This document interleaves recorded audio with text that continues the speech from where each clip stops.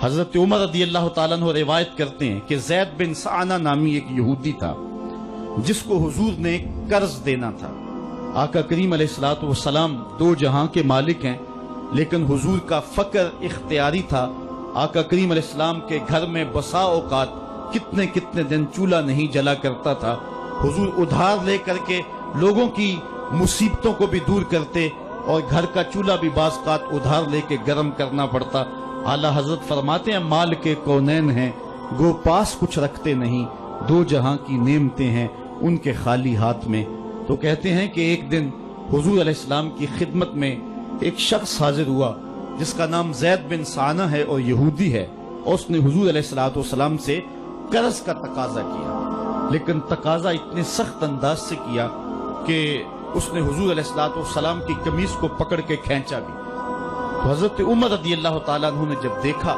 تو بڑے گھور کے اس کی جانب دیکھا اور اس کو پیچھے ہٹاتے ہوئے کہا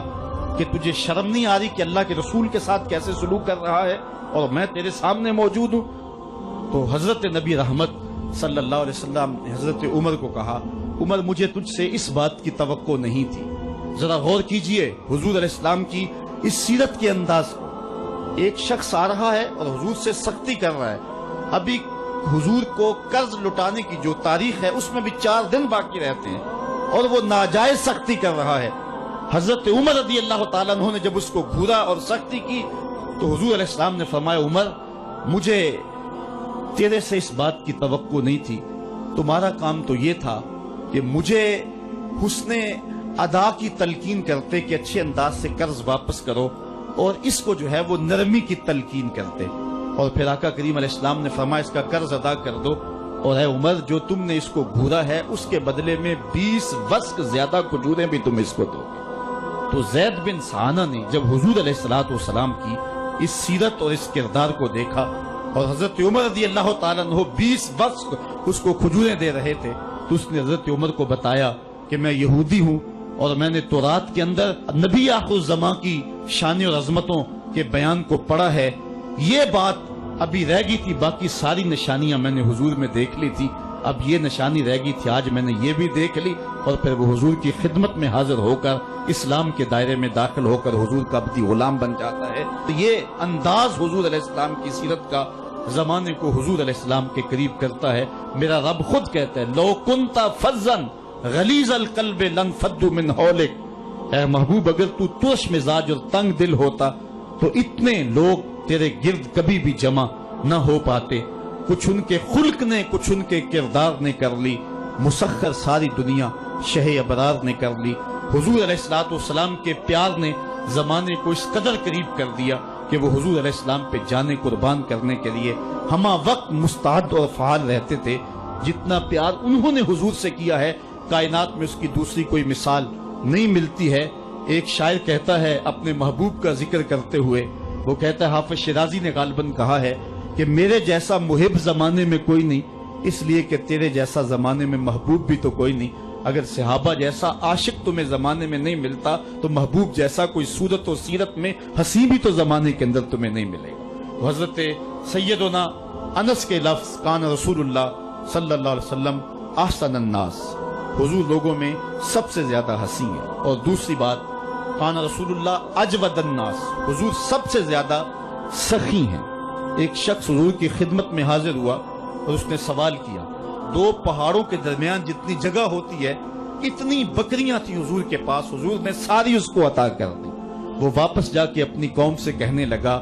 کہ محمد عربی ایسا شخص ہے اتنا عطا کرتا ہے کہ پھر کمی کا شائبہ ہی باقی نہیں رہتا۔ تیسری بات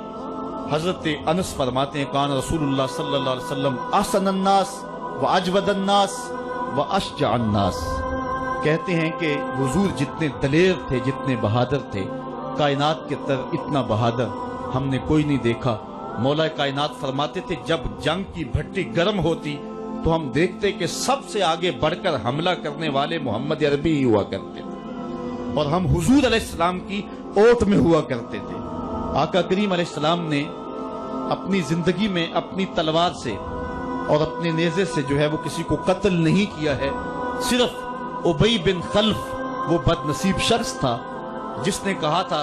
کہ میں نے گھوڑا رکھا ہے جس کو 16 رتن مکئی کے دانے روز ڈالتا ہوں اور اس گھوڑے کے اوپر سوار ہو کے میں آؤں گا اور اے محمد معاذ اللہ آپ کو شہید کر دوں گا، تو حضور علیہ السلام نے فرمایا اللہ نے چاہا تو میں تجھے قتل کروں گا۔ اور پھر غزوہ احد کے موقع پہ جب وہ آیا، کہنے لگا کہ میرا راستہ چھوڑ دو، اور پھر وہ گھوڑا لے کر کے آگے بڑھا۔ صحابہ آگے بڑھنے لگے تو حضور نے فرمایا پیچھے ہٹ جاؤ۔ حضرت حارث بن سما سے حضور نے چھوٹا سا نیزہ لیا اور آگے بڑھ کے اللہ کے محبوب علیہ السلام نے اس کے گلے کے قریب اس کا ہلکا سا کچوکا دیا اور چھوٹا سا زخم اس کی گردن پہ لگا تو وہ بھاگتا تھا اور چیختا تھا اور کہتا تھا کہ قاتلنی محمد،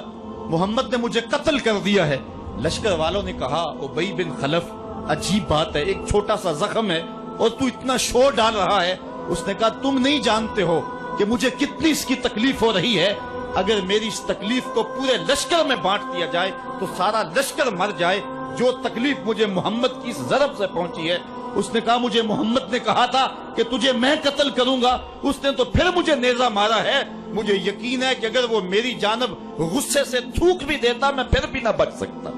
تو یہ حضور علیہ الصلوۃ والسلام کی جو ہے وہ دلیری اور بہادری کے قصے ہیں کہ آقا کریم علیہ السلام کی ضرب کو کون برداشت کرے، ایک معمولی خراش برداشت نہ کر سکا اور نارے جہنم میں جہنم کا وہ کتا جا پہنچا۔ تو آقا کریم علیہ الصلوۃ والسلام کی سیرت کے اس عنوان کو حضرت انس نے کتنے خوبصورت انداز میں بیان کیا۔ کان رسول اللہ صلی اللہ علیہ وسلم احسن الناس و اجود الناس و اشجع الناس، لوگوں میں سب سے دلیر بھی حضور، سب سے سخی بھی حضور، اور سب سے صورت و سیرت میں حسین بھی حضور۔ حضرت نبی رحمت صلی اللہ علیہ وسلم غزوہ حنین کے موقع پہ آپ دیکھیں، سفید خچر کے اوپر سوار ہیں اور ایک پہاڑی درے میں کافر گھات لگائے بیٹھے تھے۔ جب اچانک انہوں نے تیر اندازی کی تو لشکر اسلام میں بھگدڑ مچ گئی۔ اس وقت حضور تھے جو خچر کو آگے بڑھا رہے تھے، حضرت عباس رضی اللہ تعالیٰ عنہ رکاب تھامے تھے اور آقا کریم کہہ رہے تھے انا نبی لا کذب انا ابن عبد المطلب، میں نبی ہوں اس میں کوئی جھوٹ نہیں، میں عبد المطلب کا بیٹا ہوں۔ تو حضور علیہ السلام کا یہ انداز کہ جب میدان کے اندر بھگدڑ مچی ہے تو سب سے آگے بڑھ کر کے کفار پر حملہ کرنے والے سفید خچر کے اوپر مصطفیٰ ہیں۔ علماء نے حضور کی بہادری کے اس قصے کو بیان کرتے ہوئے فرمایا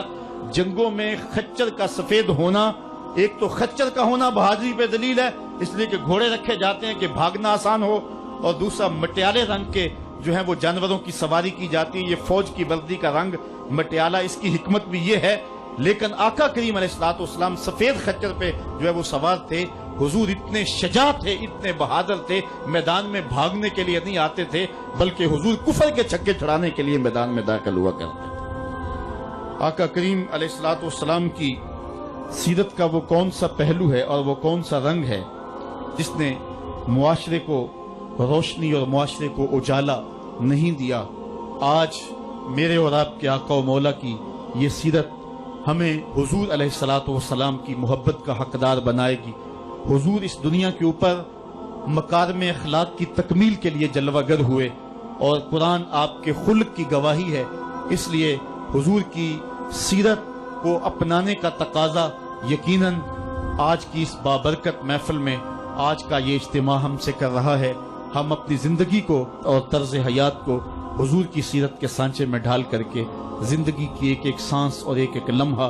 حضور کے نام پہ گزار دیں گے۔ اور آقا کریم علیہ الصلوۃ والسلام نے جس انداز سے اپنا خوبصورت زمانہ اور حیات ظاہری کا وقت گزارا اور ہمارے لیے روشنی چھوڑی، وہ قیامت تک آنے والی نسلوں کے لیے ایک اجالا ہے۔ امت مسلمہ بھانج نہیں ہے کہ اس کو عبادات کا طریقہ کسی اور جگہ سے لینا پڑے اور حسن اخلاق کسی اور جگہ سے لینا پڑے، اس کو قوانین کسی اور جگہ سے لینے پڑیں اور ان کو جو ہے وہ اپنی عائلی زندگی کا نظام کسی اور جگہ سے لینا پڑے۔ ہماری زندگی کے سارے نمونے مصطفیٰ کریم کی ذات میں موجود ہیں۔ میرے رب نے کہا لَقَدْ كَانَ لَكُمْ فِي رَسُولِ اللَّهِ أُسْوَةٌ حَسَنَةٌ، حضور کی زندگی تمہارے لیے بہترین نمونہ ہے۔ اللہ حضور کی زندگی کا نور ہمارے من میں اتار دے، ہمارے باطن کو حرارت اور نور اور اجلا پن نصیب کرے۔ کار ما آخر شدو آخر ز ما کار نشد، مشت خاک ما غبارے، اونچا یار نشد، و آخر دعوانا ان الحمدللہ رب العالمین۔